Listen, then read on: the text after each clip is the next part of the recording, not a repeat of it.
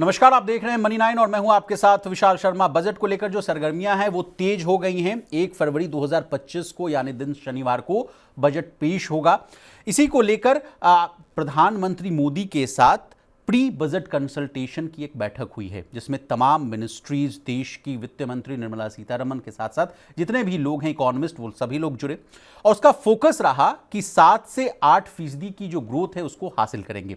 अब देखिए, अब बजट जब भी आता है तो सरकार से हर लोग यही चाहता है कि क्या सरकार की फोकस रहेगी, इस पर तमाम जानकारियां आदमी जुटाना चाहता है। तो इसी मुद्दे को और आसान भाषा में डिकोड करने के लिए ये प्री बजट कंसल्टेशन है क्या, प्रधानमंत्री मोदी ने इसके अलावा इसकी जो थीम है वो भी मैं आपको बता देता हूं, maintaining India's growth momentum at the time of global uncertainties. इसका क्या मायने हैं, इसको आसान भाषा में समझाने के लिए आज हमारे साथ मनी 9 के एडिटर प्रियंका संभव मैम जुड़ी हुई हैं और प्रवीण सर हमारे साथ जुड़े हुए हैं, हमारे सहयोगी। Over to you ma'am. बैठक हुई है और इसका क्या आउटकम होगा?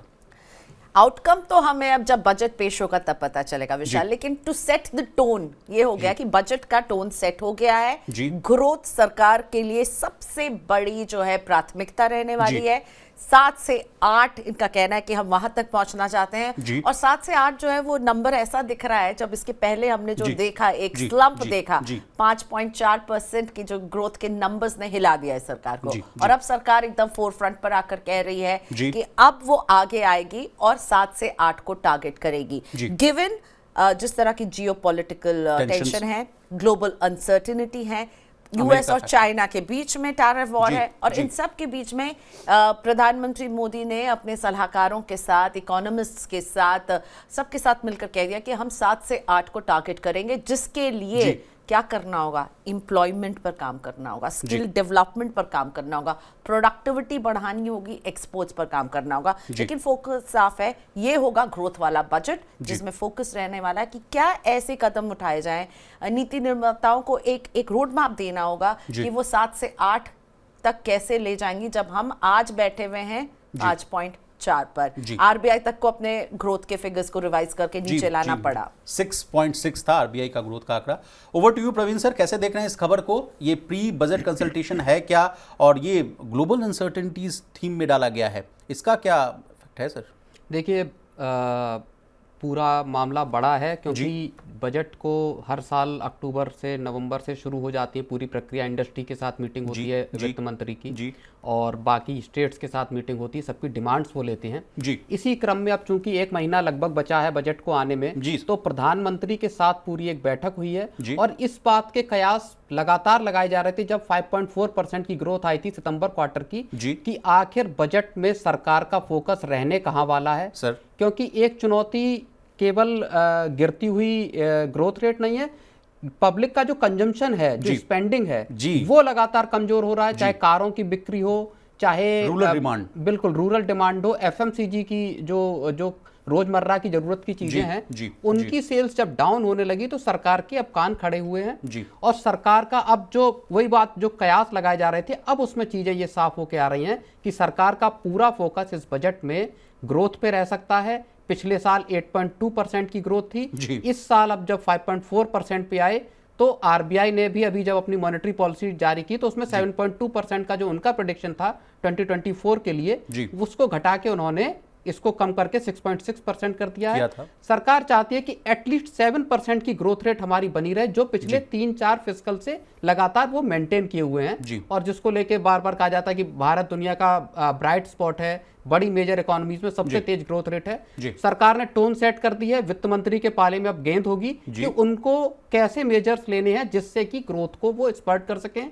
इसमें एक हेल्प जो मिल सकती है, जिस पे पीएम ने एम्फेसिस किया है रिपोर्ट्स के मुताबिक, वो उन्होंने ये कहा है कि जो यूएस और चाइना के बीच जब जो ट्रेड वॉर शुरू होगी आफ्टर यूएस प्रेसिडेंट नए जब बनेंगे ट्रंप साहब हो जाएगी, करेक्ट, तो उसके बाद जो अगर ट्रेड वॉर शुरू होती तो भारत उस सप्लाई चेन का जो एक वैक्यूम क्रिएट होगा उसका कैसे फायदा उठा सकता, उसके लिए स्टेप अप करना चाहिए और वहां से ही शायद वो ग्रोथ को निकलते हुए देखना चाहते हैं। जी मैडम, कैसे फायदा ले पाएगा भारत? बिल्कुल, मैं इसी बात को और रिट्रेट करना चाहूंगी जो अभी प्रवीण जी ने कहा। और अगर हम मैंने बात की कोटक महिंद्रा एएमसी के मैनेजिंग डायरेक्टर नीलेश झा से, उन्होंने भी इसी पॉइंट को कहा है कि जो हम यूएस और चाइना के बीच में एडवांटेज इंडिया हो सकता है, और केवल टैरिफ को ही लेकर के नहीं, इंडिया बहुत ही स्ट्रैटेजिक पार्टनर है उनके लिए, बहुत तरह से रेवेन्यू जनरेशन करने में।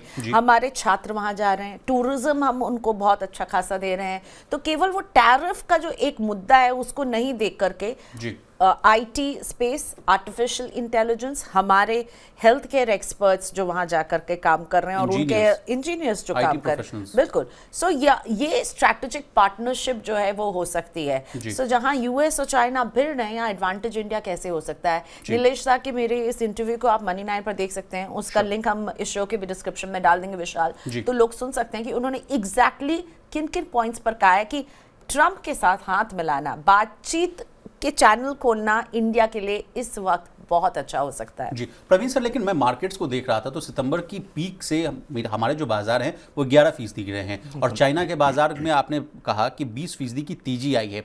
यूएस चाइना के जो कॉन्फ्लिक्ट होगी तो उसका क्या dynamics of Indian share market पर पड़ेगा, वो भी बताइए आप। नहीं, बिल्कुल, देखिए इंडिया के सामने अभी चैलेंजेस बड़े हैं, ग्रोथ के मौके हैं, बाकी चीजें हैं, लेकिन चैलेंजेस इस टाइम अगर हम पर्टिकुलर बात करें तो चैलेंजेस हैं। आरबीआई की फिक्र ये है कि वो महंगाई को ग्रोथ के ऊपर रख रहा है। ठीक है। ये अभी उन्होंने शक्तिकांता दास ने जब अपनी अंतिम एमपीसी की, उसमें भी उन्होंने लगातार इस बात को कहा कि जब तक महंगाई एक स्थायी तौर पे 2 से 6% का जो उनका एक कंफर्टेबल जोन है सरकार का दिया हुआ, उसके बीच में एक जो परमानेंट तौर पे नहीं आ जाती, तब तक वो रेट कट के लिए तैयार नहीं है। भले यूएस में अभी 0.25% का फिर से रेट कट हो गया।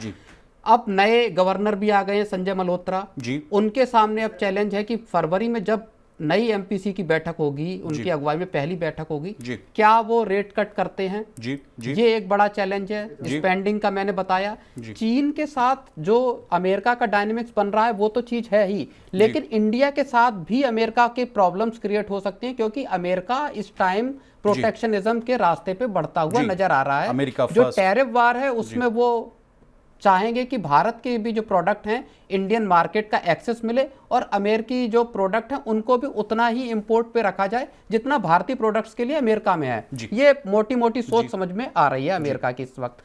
इस चैलेंज से कैसे निपटेगा इंडिया, जो बार बार कई जो जानकार हैं वो ये कह रहे हैं कि भारत को अभी से एंगेज करना शुरू करना चाहिए अमेरिका के साथ, और एस जयशंकर ने उस बात में अगुवाई भी शुरू कर दी है, उन्होंने बातचीत नए प्रशासन के साथ शुरू कर दी है। वहां से अगर कुछ निकल के आता है तो इंडिया के लिए एक प्लस पॉइंट हो सकता है, अदरवाइज हो सकता है अगले 5-6 महीने भारत का और अमेरिका को अपने चीजों को बैलेंस करने में वक्त निकालना पड़े। मैम प्रियंका मैम, देखिए इकोनॉमिस्ट ने कहा है, तमाम जो प्री कंसल्टेशन में बैठे हुए थे, कि फार्म सेक्टर को फोकस करना होगा, रोबस्ट जो है वैल्यू चेन बनाना पड़ेगा। किसके लिए? टॉप के लिए, टोमेटो, ओनियन एंड पोटैटो के लिए। इस संदर्भ को अगर आप विस्तार से अगर आप समझा पाएं तो क्या मतलब फार्म सेक्टर इस वाले टॉपिक में हमें लगता है हमें इकोनॉमिक्स के आंकड़े नहीं देखना चाहिए। आप बाजार जाते हैं, मैं बाजार जाती हूँ, जो लोग देख रहे हैं वो बाजार जाते हैं। इस साल हमने इन तीनों प्रोडक्ट के प्राइजेस में जिस तरह का उछाल देखा है, और वो महंगाई को हवा देने में उसने भयंकर काम किया है। ठीक है, तो सरकार कह रही कि इस वैल्यू चेन को वो और रोबस्ट बनाने के लिए प्राइस मैकेनिज्म, सरकार बार बार जाके आपको सस्ता सामान तो नहीं बेचेगी ना, आपको ओवरऑल उस सप्लाई चेन को कहीं ना कहीं वर्कआउट करना होगा। फार्म प्रोडक्ट्स को बढ़ावा देना, किसान को बढ़ावा देना सरकार का फोकस रहेगा। एक बड़ा जो है वो उनके लिए एक बड़ा वोट बैंक भी रहता है, तो वहां पर फोकस रहेगा। लेकिन दो चुनौती जो और बात की है विशाल इन्होंने, बहुत मुझे लग रहा है कि इट इज रियली इंपॉर्टेंट और इट्स हाई टाइम कि हम इसके बारे में बात करें। महंगाई और ये सारी चीजें तो हैं, लेकिन इसके अलावा क्लाइमेट चेंज, जिस पर अगर भारत ने ध्यान नहीं दिया तो फिर हम बहुत पीछे खिसकते जाएंगे। इस पूरे जहां हम 2047 तक विकसित भारत का जो सपना देख रहे हैं वहां तक पहुंचना है, तो क्लाइमेट चेंज और एनर्जी ट्रांजिशन, ये दो मुद्दे हैं, इस पर भी फोकस करेगी। इकोनॉमिस्ट ने ये सलाह दी है। तो मुझे लग रहा है कि ये जो बजट है ना, ये वाकई में ऐसा लग रहा है कि ऐसा को जो डेवलप्ड कंट्री बनने की तरफ हमारा पहला कदम हो सकता है। एग्जैक्टली।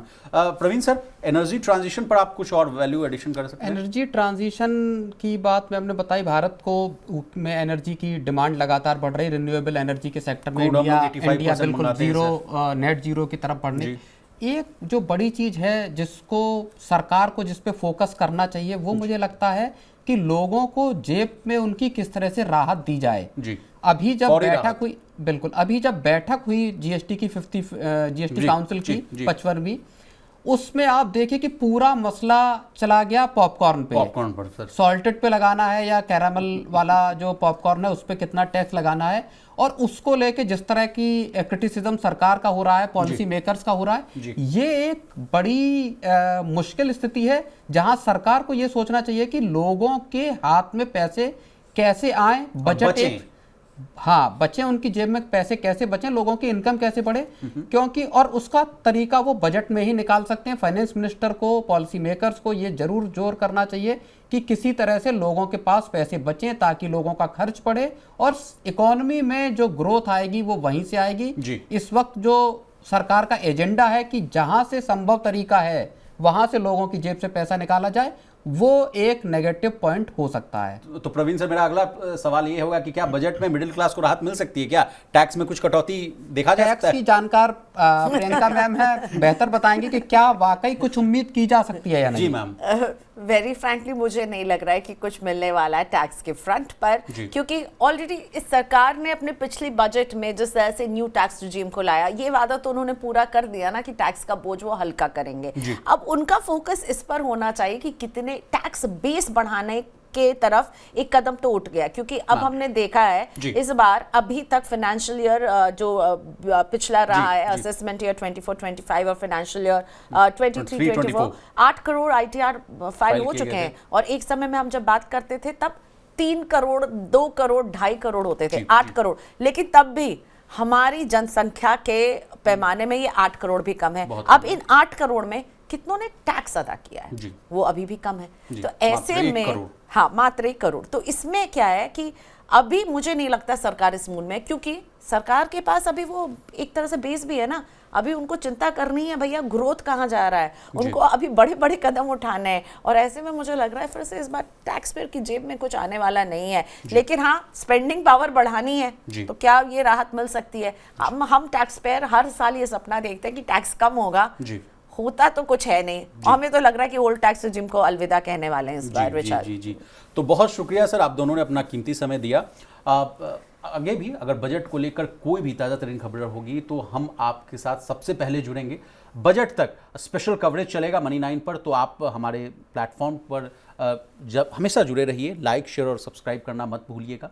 और इसी तरह बिजनेस जगत से जुड़ी तमाम ताज़ा तरीन खबरों के लिए बने रहिए हमारे साथ और देखते रहिए मनी 9।